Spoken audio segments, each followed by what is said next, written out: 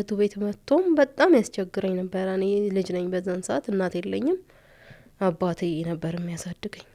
አስገብቶ በር ዘጋ። ጮህኩ ቤት የጓደኛው ቤት ነው ይመስለኛል፣ እዛ አስገባኝ። ከዛ ደፈረኝ በቃ። ልጅሽ 18 አመቱ ነው። የተወለደበትን መንገድ ያውቃል። እስከ ልጅሽ ጋር ስታወሩ የልጅሽም ስሜት ምንድነው?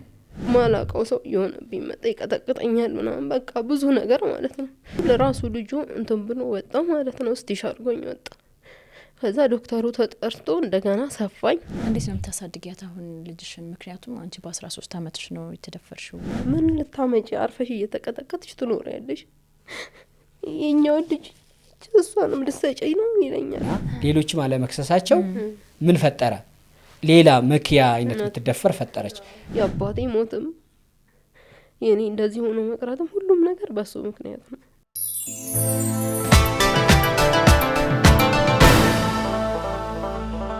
ሰላም እንዴት ናችሁ ተመልካቾቻችን? እግረኛው ፖድካስት ላይ ነው የምትገኙት። ከቀናት በፊት አንድ ያስተላለፍነውን በጣም ልብ የሚነካ ታሪክ ላስታውሳችሁ። መኪያ ሹጌ ትባል ነበረ። የ14 አመት ልጅ ናት። መስማትም መናገርም አትችልም።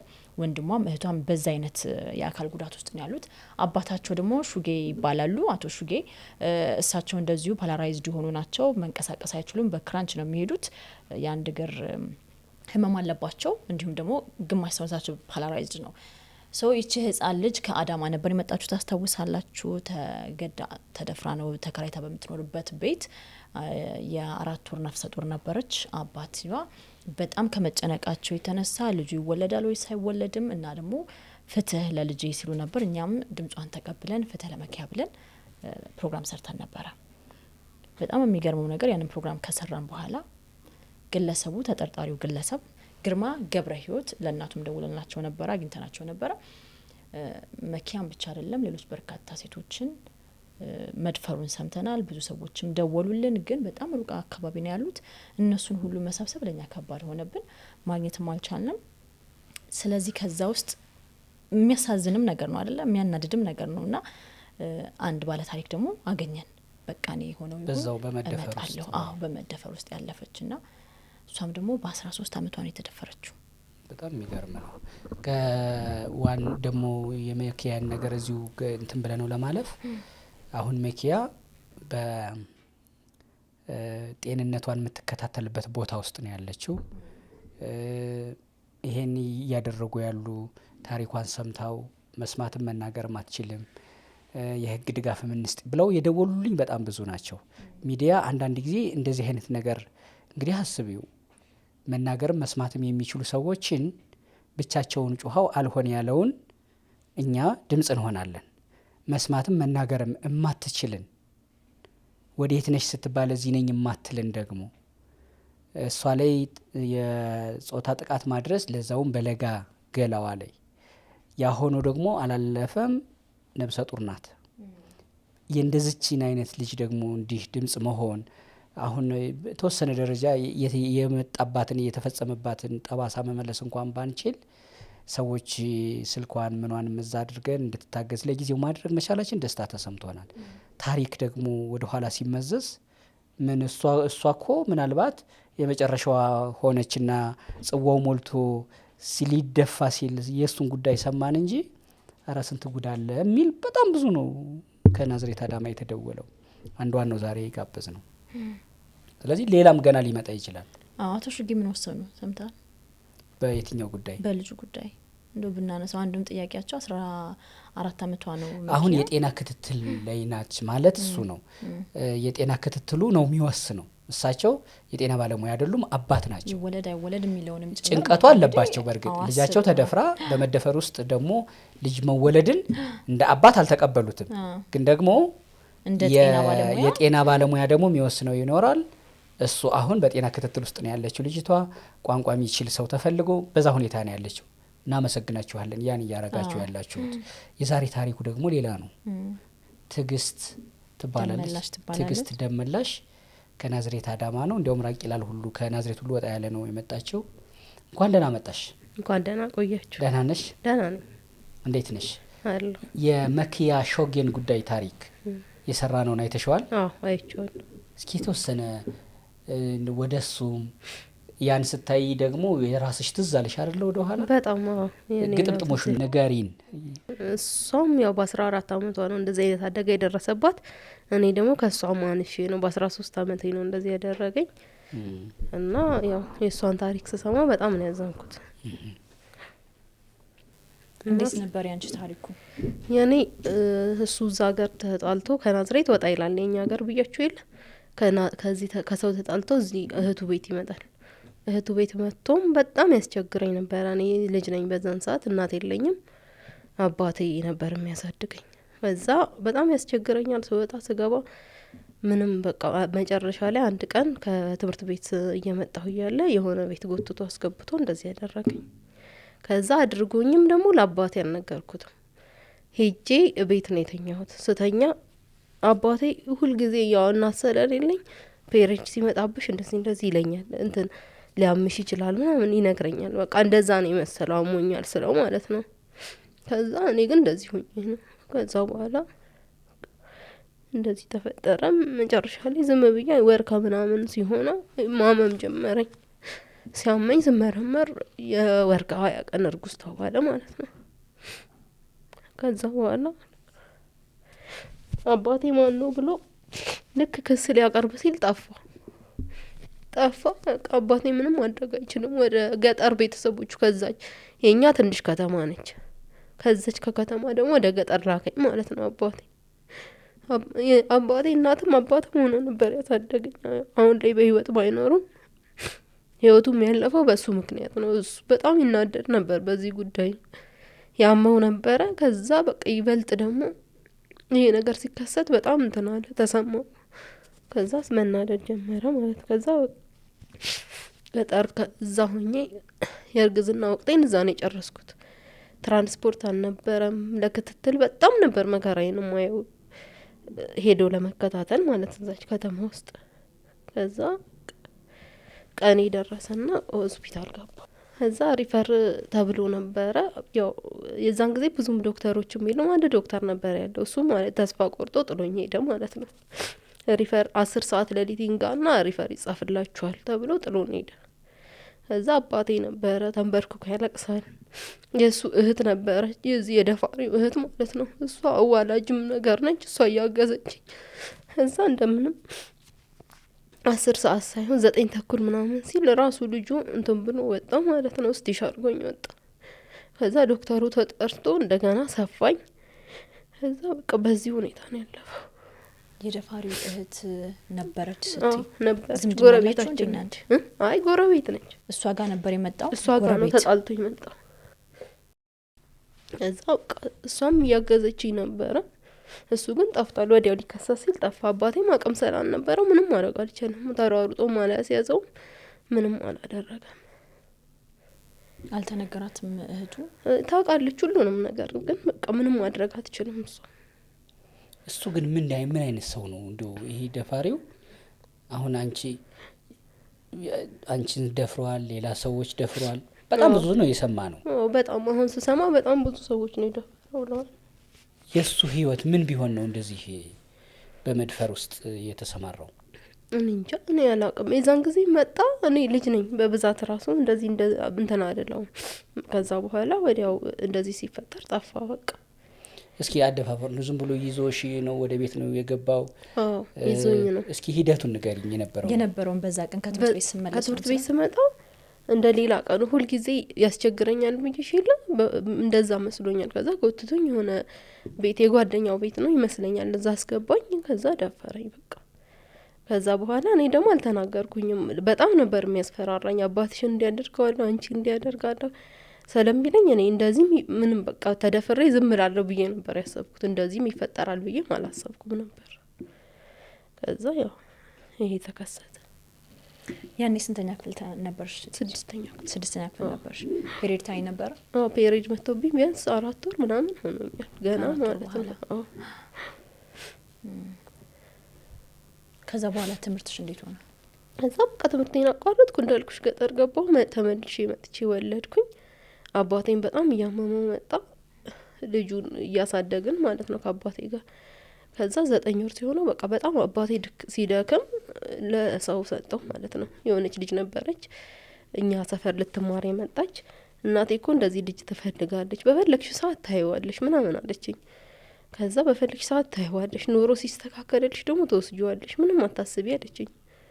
ከዛ በቃ ከአቅሜ በላይ ሲሆን ታግዬ ከአቅሜ በላይ ሲሆን 9 ወር ሲሆነው ያው ለሴትዮዋ ሰጠዋት ማለት ነው።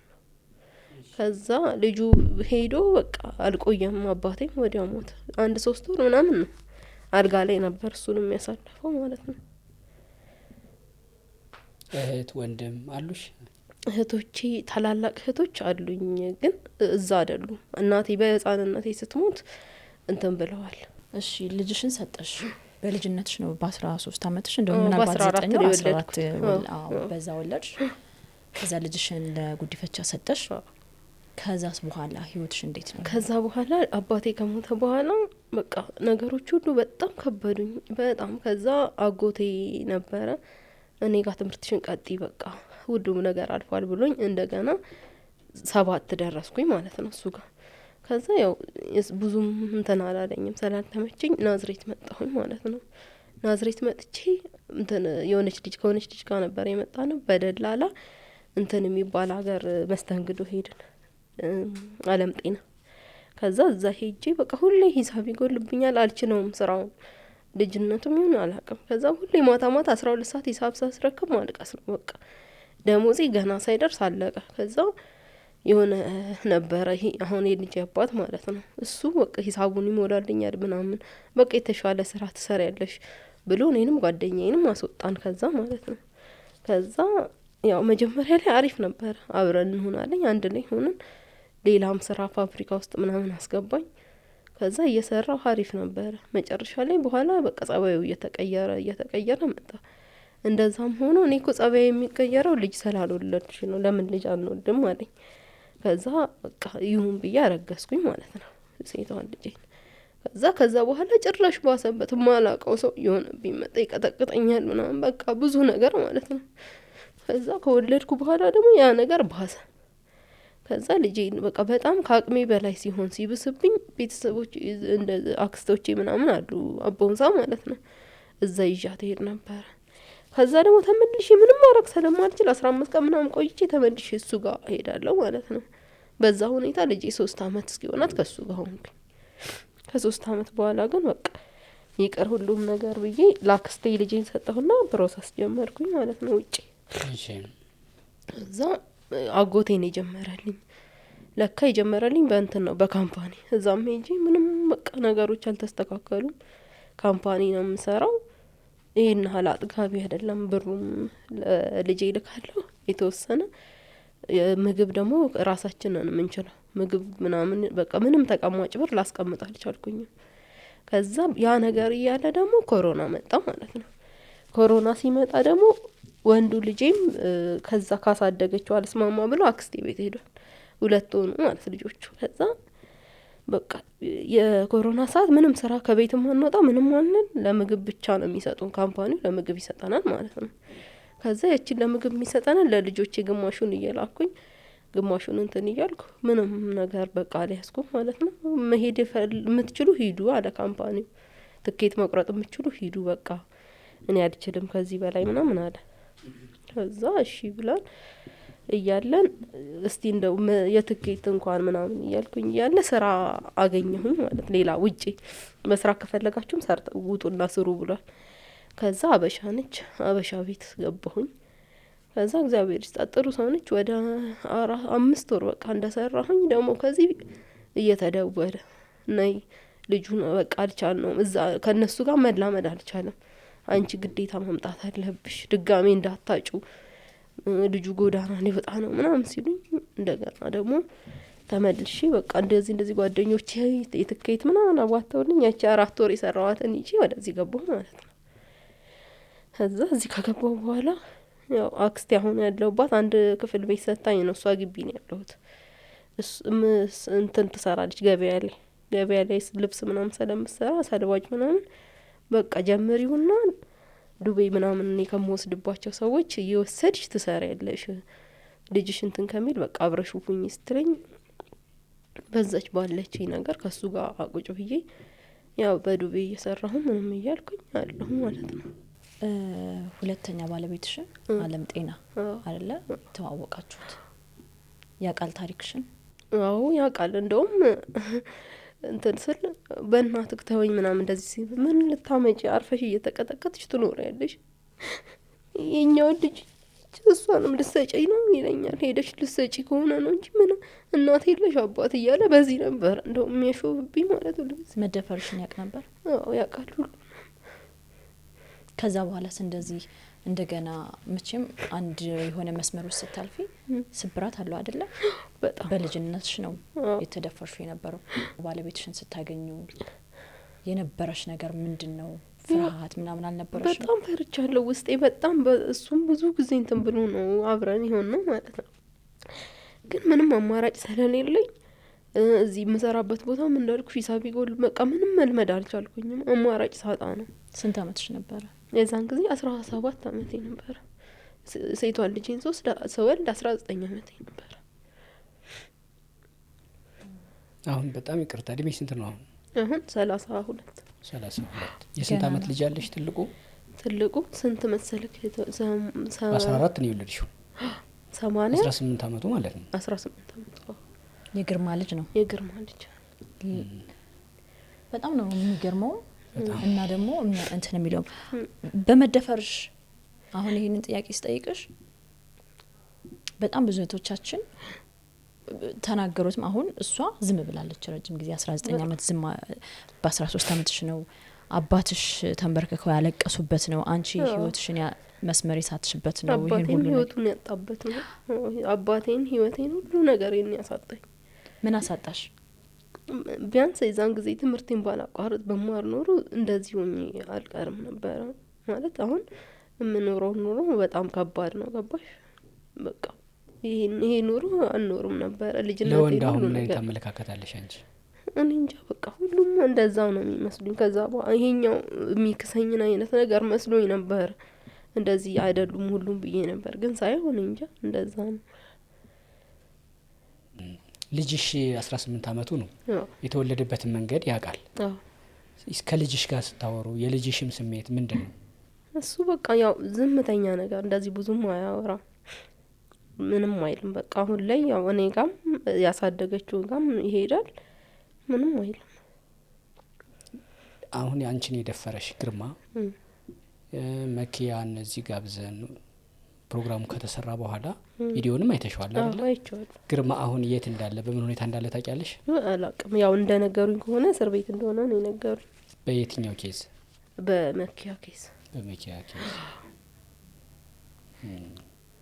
ምን አይነት ሰው ነው ግርማ? እንጃ ያው እንደነገርኩሽ የዛን ጊዜ እኔ ብዙም አላውቅም። አሁን ላይ ደግሞ ይቀየራል ብዬ አስባለሁ። በመሀል እንደውም የዛሬ 2 አመት ምናምን አካባቢ ልጅህን እርዳ ባክህን እስኪ አሁን እንኳን ደግሞ ልጁ እሱን ነው የሚመስለው፣ ኮፒ ነው በቃ ማለት ነው ምናምን ብየው ነበረ። እንደዛ ስለው አይመለከተኝም ከፈለገ ይምጣና እዚህ ይማራልኝ። ከዛ እስቲ ሞክረው እነኛ አክስቶችም አሁን ያብራኝ የመጣችው እሷም እነሱም ሰላሉ በቃ እስቲ ሞክረው። አያትየውም አለች የሱ እናት ማለት ነው። ቢያንስ እኔ በጣም እያቃተኝ ነው የኑሮውን ሁኔታ ታያለ። ቢያንስ እቺኛዋን እንኳን እንደምንም ብዬ እንትን ልበል እስቲ እሱ ጋር ሄድ ብየው ነበረ። እና መጥቶ በቃ ስቅየት ብሎ ነው ሄደው። ልጁ ይቀጠቅጠዋል፣ ምን አርግ እንደሚለው አላውቅም። በቃ አገናኝተሻቸው ነበረ አባትና ልጅ? አዎ እኔ ባላገኘውም እሱ መጥቶ ነበር ልጁ። ከዛ በቃ 3 ወር ምናምን ነው የተማረው። ቅጥቅጥ አርጎት በቃ ሌላ ሰው መስሎ ነው ጠፍቶ ነው የመጣው ማለት ነው። ከዛ አሁን ማሳበቢያው ጠፍቶ ሲመጣ ዝም ብለሽዋል አያገባኝም። እሱ ደግሞ እነሱ ደግሞ ሲነግሩኝ እየደወሉ በጣም ይቀጠቅጠዋል፣ የማያሰራው ስራ የለም ምናምን አሉ። በቃ ስለዚህ ልጅሽ እዛው እየራበው ቢቀመጥ ይሻላል፣ የሚልከው መጥፎ ቦታ ነው፣ እንደዚህ ቁማር ያለበት ምናምን ቦታ መሰለኝ እንግዲህ። ስለዚህ ይቅርብሽ ምናምን አሉ። ይሄ ራሱ ነው። እሱ ያኔ ስንት አመቱ ይሆን ነበር? አንቺ 13 አመትሽ እያለ እሱ ስንት አመቱ ይሆን ነበር? አላውቅም፣ ግን ትልቅ ነው። ግቢው ተከራይታችሁ ትኖሩ ነበር አይደለም? እኔ የአባቴ ቤት ነው የምኖረው፣ እሱ ደግሞ ከኛ ጎን የእህቱ ቤት አለ። እህቱ ጋር ነው የመጣው። ተጣልቶ ነው ከአዳማ እህቱ ቤት ከሰው ተጣልቶ ፖሊስ ሸሽቶ ነው ይሄ መጣው። የዛን ጊዜ ከሰው ተጣልቶ ፖሊስ ሸሽቶ የዛን ጊዜ መጣው። ከዚህ በፊት በግርማ የተደፈሩ ሰዎች የምታውቂው ሰው አለ አንቺ? ያው እኔ እዛ ትንሽ ከተማ ነች እንዳልኩሽ ብዙም አልኖርም እዛ የለም። አዳማ እኔ እንጃ ሊኖር ይችላል እዚህ አላውቅም። የሰማሽው አለ? የሰማሁት እንኳን የለም። አሁን ያለችበትን ህይወት ግን እስኪ በደንብ ግልጽ አድርገሽ ንገሪኝ።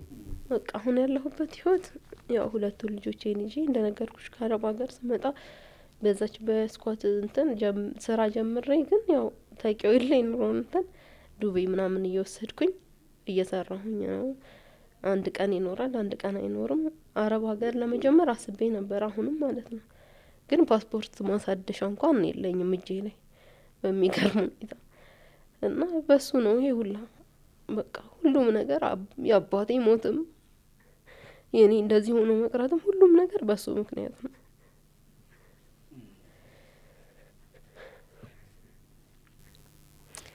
ለምን ዝም አልሽ ያኔ? ያኔ ያስፈራራኛል። ልጅነትም ነው አባት ነበር ሊከሱ የነበረው። ሊከስ ነበር ጠፋ። ተሯሩጦ መክሰስ ደግሞ እሱ አይችልም በዛን ሰዓት ማለት አቅምም በገንዘብም ስለማይችል ምንም ማድረግ አይችልም። ተወቃ በጣም ያሳዝናል። አሁን እዛ ላይ ስራ ለመስራት ምን ለማለት ያወጣሽው ካፒታል ይሄን ያህል ባገኝ እንዲህ ይችን ስራዬን እንዲህ ያስቀጥላለሁ ያልሽው ያሰብሽው ያወጣሽው ነገር አለ? የት? እዛው የምትሰሪበት ቦታ አካባቢ የምትኖሪበት የምሰራበት ቦታ ምንም በቃ ያኔ ያወጣሁት ትንሽ ብር ነበረች እሱም ምንም የለም። ደዌ ነው በቃ አሁን እየሰራ ያለው ወስድና ያው ከሶስት ሰው ምናምን ነው የምወስደው። ምንድነው የምትወስጂው? ልብስ ሳልቫጅ ልብስ እንደ አገርኛም ሰልባጅም እንደዚህ የሆኑ ቁምጣ ምናምን ፓንት ነገር የለም እንደዛ ማለት ነው። ወስድና ከዛ እየሸጥኩኝ እሰጣቸዋለሁ ማለት ነው። አኮ አሁን አንቺ የራስሽን ችለሽ ልቋቋም ለስራ ብትይ ምን ያህል ብር ይበቃሻል? ምን ይበቃኛል? የተወሰነ 100,000 50,000 ባገኝ ያሰራኛል ወይ ደግሞ አረብ ሀገሬን ያስጀምረኛል ማለት ነው። መሄድ ትፈልጊያለሽ አረብ ሀገር? ብችልማ ከልጆቼ ጋር እዚህ ብኖር ደስ ይለኛል። ግን ያው መስሪያ ባገኝና እዚሁ ብኖር ከልጆቼ ጋር ደስ ይለኛል። ካልሆነ ግን አረብ ሀገርም ብጀምር ያው የዚህኛዋ ልጅሽ አባት ይረዳሻል? አይረዳኝም። በአመት ወይ በሁለት አመት አንዴ ይደውላል። ከኔ ጋር እንደዋወልም በአክስቴ ስልክ ይደውላል። እንደዚህ ወይ ልደቷ ወይ ምናምን ሲሆን ሀፒ በርዝዴ ምናምን ይላታል። እና እሷም አሁን ላይ በፊት ነበር የምትታለለው። አሁን ላይ አንቺና አንቺ ብቻ ነሽ ያለሽኝ ነው የምትለው።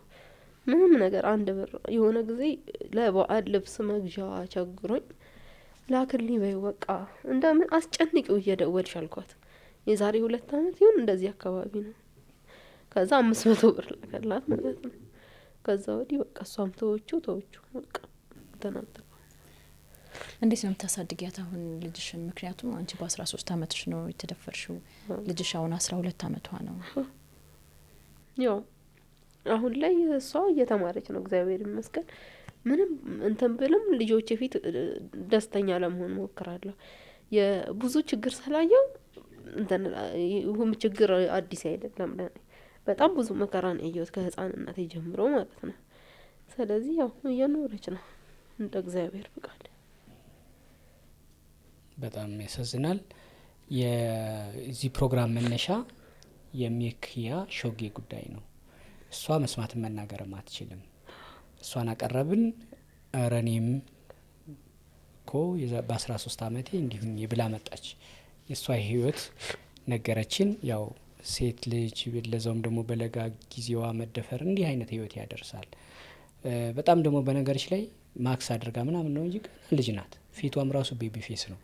አሁን ይሄን ቪዲዮ ለሚያዩ ሰዎች ምናልባት ኢትዮጵያውያን እንዲህ አይነት መጎዳትን ያዩ አንቺን ማበረታት የሚፈልጉ ይኖራሉ። እነሱ አንቺን እንዲያገኙሽ ስልክሽን ቪዲዮ ላይ ብናደርገው ፈቃድሽ ነው ወይ?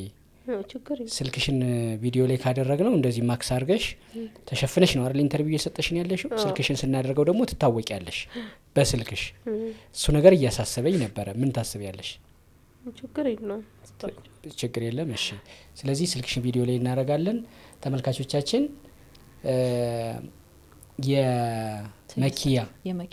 የመኪያ ደፋሪ ነው የደፈረኝ ብላ ደግሞ እሷም አሁን ዛሬ መጣ እኛ መፍረዳችን አይደለም አሁን በህግ ስር ስላለ እሱ ሂደቱን ጠብቆ በህግ ነው ደፋሪ ሊባል የሚቻለው የደፈረኝ ያለችው ነው ያለ ነው የመከያንም ስር ነው እሱ አዎ ምናልባት ደግሞ ለእንትኑ አንድ መረጃ ይሆናል አሁን አንቺ ወደ ነገርሽ ላይ ወደ ከታሰረ በኋላ ፖሊስ ጣቢያ ሄደሽ እኔንም እኮ ብለሽ ሪፖርት አረግሽ ያኔ አንቺ አለመክሰስሽ ያኔ አንቺ አለመክሰስሽና ሌሎችም አለመክሰሳቸው ምን ፈጠረ ሌላ መኪያ አይነት ልትደፈር ፈጠረች ምናልባት የመኪያ ነገር ደግሞ ባይመጣ ነው ሌላ ከዚህ የከፋ ህፃንም ሊደፍር ይችል ይሄን ስንል እየፈረድን አይደለም እኛ ግርማ ምናልባት ይሄን ቪዲዮ ያያየው ከሆነ የግርማ ቤተሰቦች እናቱም ያያዩ ከሆነ እኛ የሚሉትን ነው ያቀርብን ያለ ነው እንግዲህ የ13 አመት ልጅ ወለደችው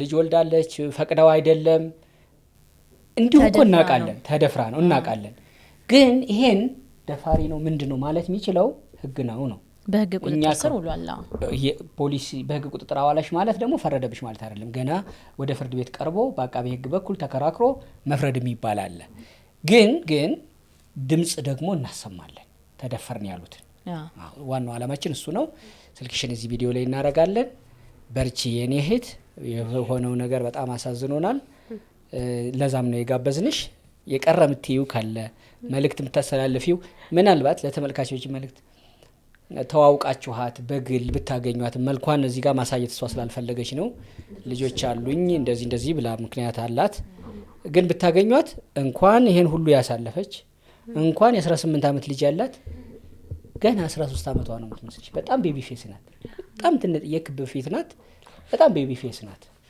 እና የበለጠ ብትተዋወቋትና አንድ ሰው ሁለት ሰው ቢያግዝሽ ራሱ ይበቃል እኛ በጣም አሳዝነሽን መድረክ አይደልኛ ምን ሆኖ ለዛ ነው ያቀረብንሽ እና መሰግንሻለን በሰላም ተመለሽ ወደ መጣሽበት የቀራለሽ ያው ማስተላለፍ የምፈልገው መልእክት ማንኛችሁም ሴቶች እባካችሁ እንደዚህ ዝም አትበሉ ማለት ዝም ማለት ዋጋ ያስከፍላል ብዙ ነገር አለና እንደዚህ ሲያስፈራሩ ምናምን አትፍሩ ዝም አትበሉ ነገሮችን ለህግ አቅርቡ ነው ምነው በቃ አመሰግናለሁ በርቺ የኔ እህት እሺ በሰላም ግቢ